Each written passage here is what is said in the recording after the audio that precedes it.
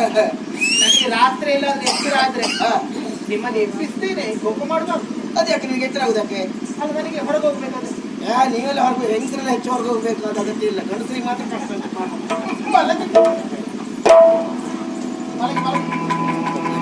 ಎದ್ದು ಹೊರಟಳು ಅಂಬರ, ಎದ್ದು ಹೊರಟಳು ಅಂಬರ,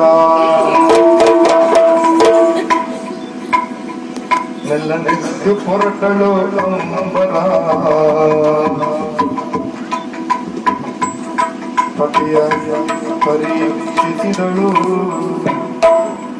ಹೊರಟಳು